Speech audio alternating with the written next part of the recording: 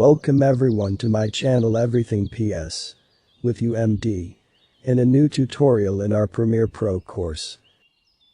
Do you want to know how to record a voiceover in Premiere Pro? Then you are in the right place to be. Let's start our tutorial.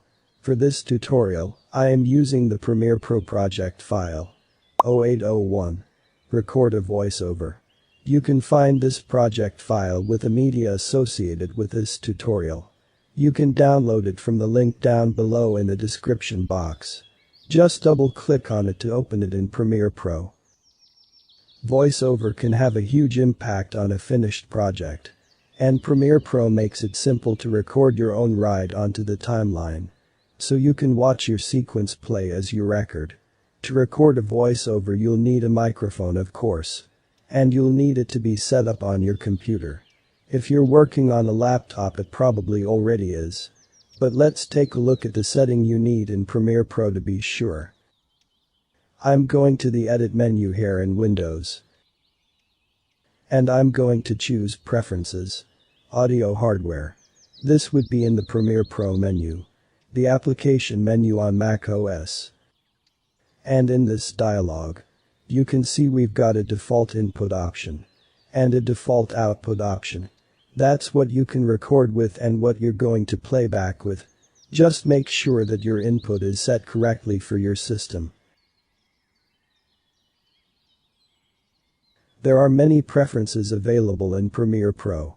When you're starting out, you'll almost always find the default options are perfect. The sequence I'm looking at here in the timeline panel already has a voiceover. Let's just listen to a section of it. This is my story of returning. I'm going to replace this voiceover with my own. And I want to keep the original just in case. So rather than delete these clips, I'm going to click on the mute button.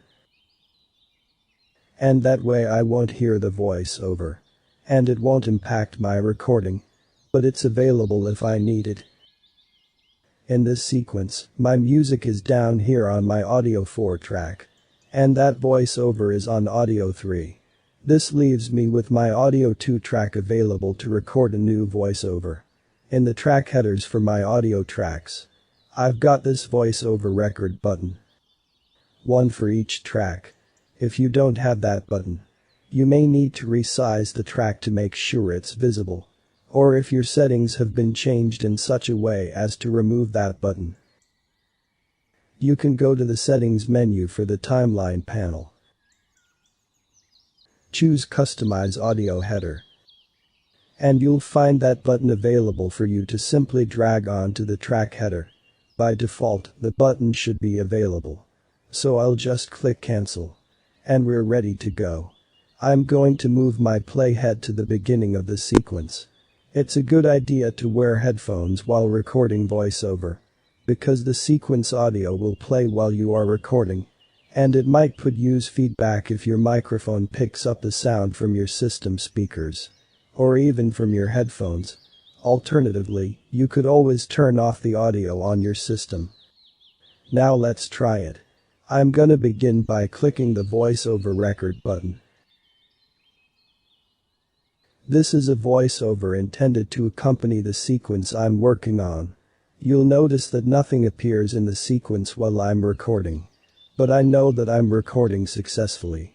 Because I've got that button recording here displayed onto the program monitor. Being able to view the visuals while I'm recording the voice of it is of course helpful. And once I'm happy with the recording I have created, I can click on the voice of record button again. And you can see the recording is added to my sequence. Notice that the voice of the clips that we had previously were broken into separate pieces. And that was an editing operation. It wasn't the way the voiceover was recorded originally. The newly recorded voiceover is in one piece.